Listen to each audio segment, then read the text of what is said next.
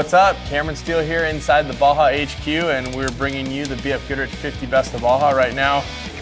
Paul Vanderveen from Factory Canopies and myself are trying to outsmart the sticker. What we're doing is we're getting together and we're showing you the best spots on the Baja Peninsula. We've already been through 10 episodes. This is episode number 11, and we're counting down. We're inside the top 10, and I'm pretty excited to tell you that number 6 is a pretty glamorous spot for the Baja Peninsula overall. But I want to thank everybody that's been involved: Kurt Leduc, Johnny Campbell, of course the Moto legends, Bill Nichols, Jimmy Sones, Ryan Thomas, Frank D'Angelo, Cody Stewart. Everybody voted. We put the pile together of their list and shot them out. This is the top 50. And right now, number 6 is Medano Bay, which happens to be in Cabo San Lucas. I think you're going to like this one.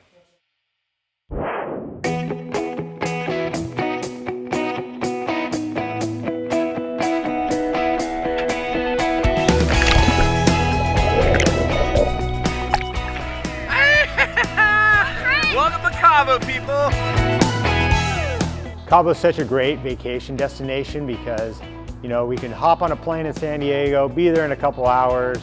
The water's warm, the people are friendly, they have great food, a lot of water play. You got the Lovers Beach out there on the end. First thing you need to know about Cabo is it's easy to get to, so it's blown up. It's no longer a small fishing village like it was back in the 60s and 70s. Now it's a tourist destination, but it still has that Baja flavor and stoke.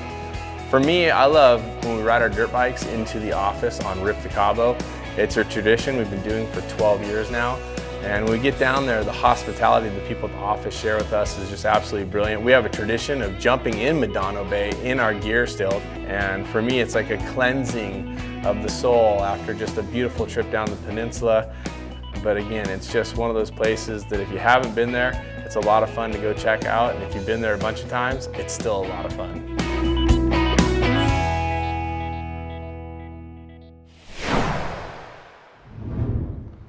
That never disappoints, does it? Cabo San Lucas is such a beautiful place. I've been traveling there since the early 80s when I first went on a surf trip with Bodyboarding Magazine. And it's always been someplace that I love to go back to, whether I'm riding waves, riding my dirt bike there, or racing cars there, like the Nora race or the Baja 1000. Behind me is one of our race trucks, of course. This is Heidi's championship truck that she raced with our prep driver, Renee. And of course, they've done great in this truck. And for us, racing is a big part of it here at the Desert Assassins, which is part of this big shop now at Baja HQ. And right now what we're gonna do is we're gonna move on to our next spot. This is quite a bit different, okay? Cabo San Lucas, boom, bustling metropolis. How about this place? It has a runway. It's not really open. Doesn't have any big hotels. It's very small, no cell service, and it's just one of those places on the peninsula where the sunrise might be the most beautiful thing you've ever seen in your life. This is number 5.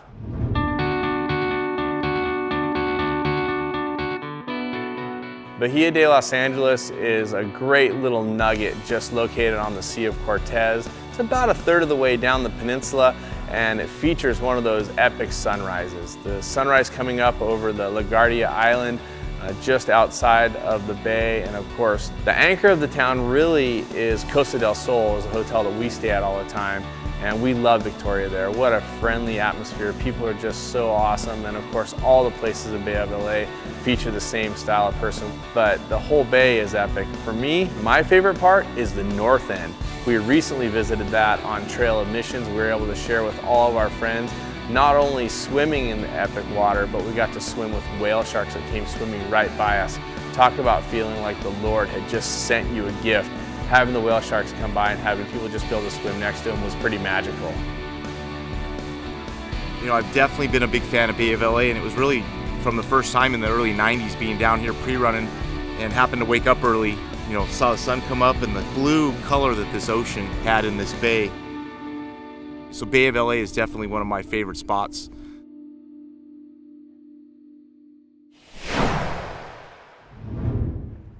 Well, we got a little bit of the circus going on here at Baja HQ. We got Christian, we got Zeno, we got Sidekick. This is our complaint department right here. Shaka. He doesn't speak or hear, but if you want to try to complain about something we're doing, that's the guy to talk to for sure. That's my dog Poppy. But Baja is just unbelievable, isn't it? I mean, how about Bay of LA? Just absolutely stunning. And just above Bay of LA happens to be number 4. This is a spot I voted really high on my list. As we get these methods and BFGs mounted up over here for my Raptor, we're gonna send you to one of those magical spots. It's nestled in the back of this canyon, 22 miles up a dirt road, whichever way you come from. It's a pretty good road, but just one of those spots, it's unbelievable. This is the San Borja Mission.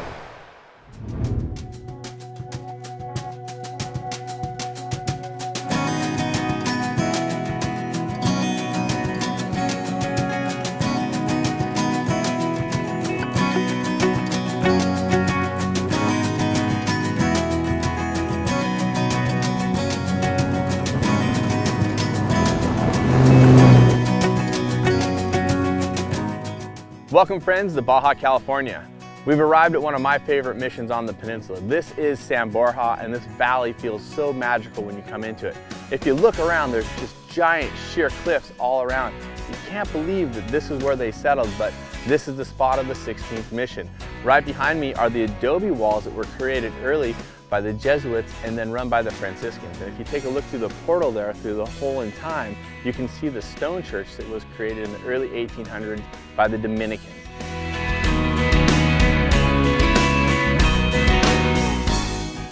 Hi, my name's Curly Duke, and we're standing here in front of the San Borja mission, definitely in the top 50 places in Baja.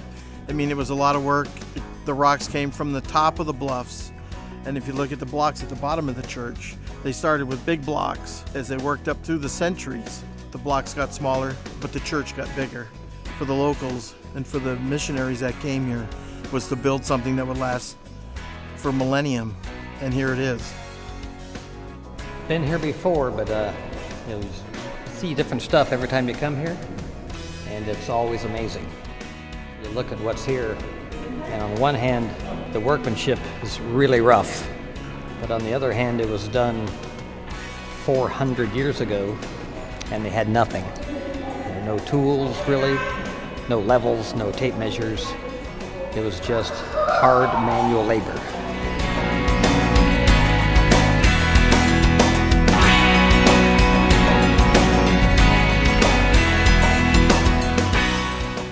Here we are on top of the San Borja Mission. This is one of the top 50 places to go if you ever come to Baja. Pretty cool mission. Actually, to the right of me is the original ruins, and then this was built shortly thereafter. What's so cool about it is, I mean, you look around and it's mountains all around it, and you can see some green running down through the valley where all the water used to be, but they realize they've got a great treasure here with the whole missions, whether they're just the ruins or the actual new ones. And probably one of the places you just got to stop if you're coming to Baja.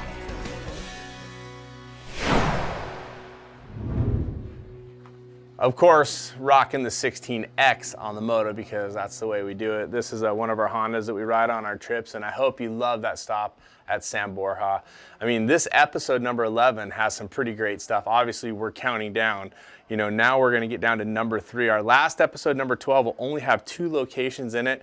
And right now, the last location for this episode, I'm gonna say this place is pretty mystical. It's way off the grid. It's hard to get to. It has pretty good graded roads there, but it's just a place that there's really no reason to go there unless you have the time to drive there and check it out because it is really just that beautiful. Number 3, San Francisquito.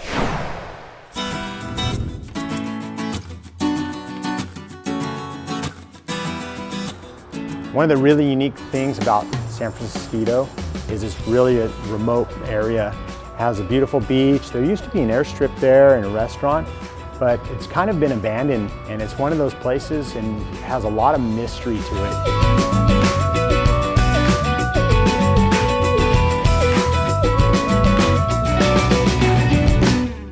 We had no idea that the views of the ocean from Baja were so amazing. Crystal blue water. It was as cool as any water we've been in. Kids got to swim. We all got to swim. We saw a bunch of stingrays. That was really fun. More beautiful water than I had anticipated.